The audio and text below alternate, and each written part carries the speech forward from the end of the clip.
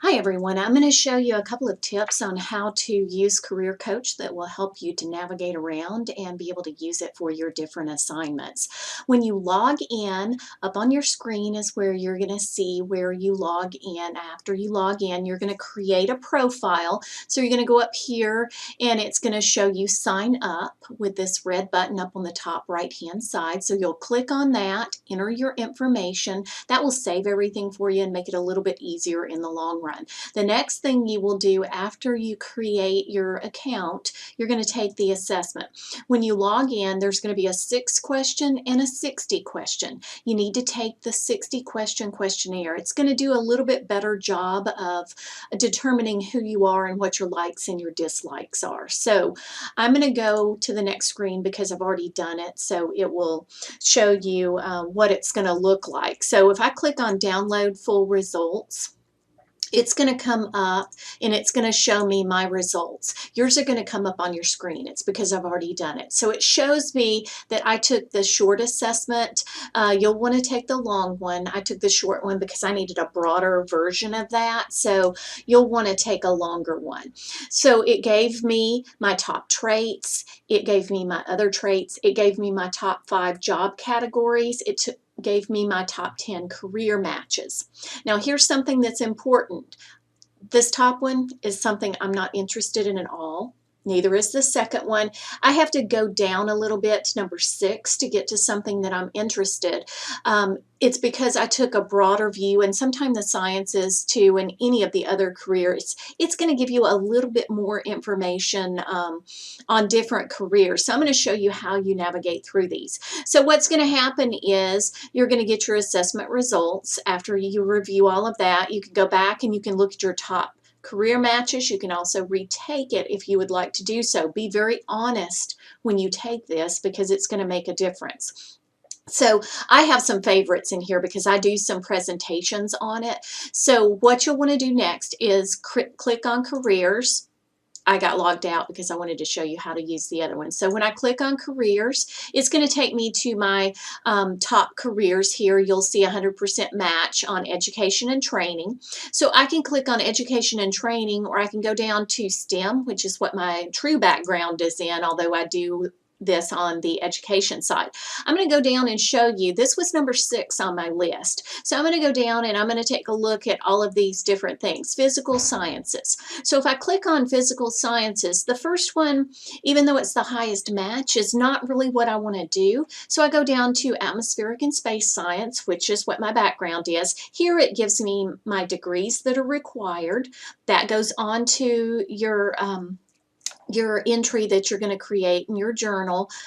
So that goes on there. It gives you annual salaries. If you click on this, it's going to give you your median salary. It's going to also give you job postings, annual job postings around the Baytown, Houston area. So if I click on that, it'll take it out to 100 miles. So that gets me across Houston. There's still not a lot of job postings in my actual career field, but it's okay. There are other ways and other things you can explore as to how you can use your degrees. So if I go down here and I look at this, I can go to About. About will tell me the daily tasks that are required. It also gives you more information on the National Education Attainment Level. So if you look here, a lot of them that work in these types of careers are a bachelor's degree, a master's or professional degree, or a doctoral degree or higher. Now, this bachelor's degree is mainly working in the oil and gas in this career field, and I know that just because this is my career field.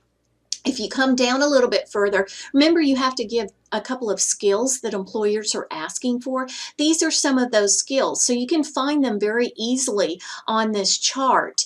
You can also find them up here in the daily task. It's going to tell you a little bit about those skills. You can click on show more. It's going to give you a whole lot more information on it.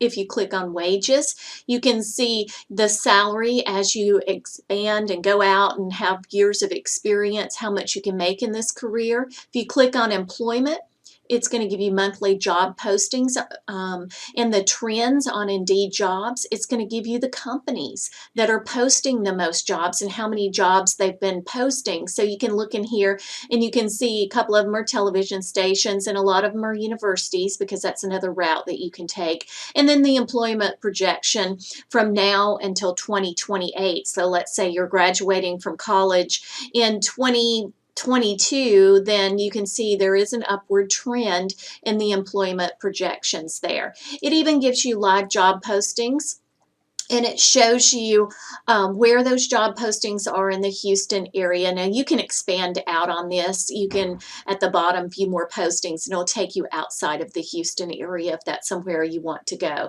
So you can see all of this information is available to you in this site. A couple of other things I want to point out to you. Programs. If you don't find exactly what you're looking for, you can click on the available programs and go in and look at the different ones. That one's for education. I'm going to go back a little bit to STEM. I want to show you one more thing that might be of importance to you. If you find that the degrees are not matching up, just explore. If I go in and I look at the physics from the catalog, from the Lee College catalog, it shows me other degrees that fall underneath this category. So different things that you can do that you might not have thought about. So physics teachers, post-secondary, that's one of the things that I've done throughout my career. So it's a pretty decent match. But if you remember back on the top of it, the match wasn't very big. So you have to do a little bit of exploring and you will find your careers. If you really like it, you can click saved. And that's where, when I was on my assessment, when you come down on that first page, it had some saved options for me. So that's where those are. There are a couple of other buttons on here, like a resume builder, so you can save and build a resume in here as well, and explore the catalog. But the big thing for you is look at your assessment, look at your choices. You're not necessarily, from your download screen where it showed your top 10 careers, it's not necessarily going to be those top 10. Explore. That's why you need to go out and you need to look at the different things. You need to explore them to see what exactly it is that you want to do, because you might find something else out there. I hope this helps with your assignment. A couple of other things. Make sure you follow the directions. Give the top 5 careers that you like, that you're interested in, not necessarily those top 5 careers. For those careers, be sure to give the education degrees that are required, so that education attainment level that I showed you, and also 2 of the top skills that you need for each of those top 5. If you have any questions, be sure to let me know.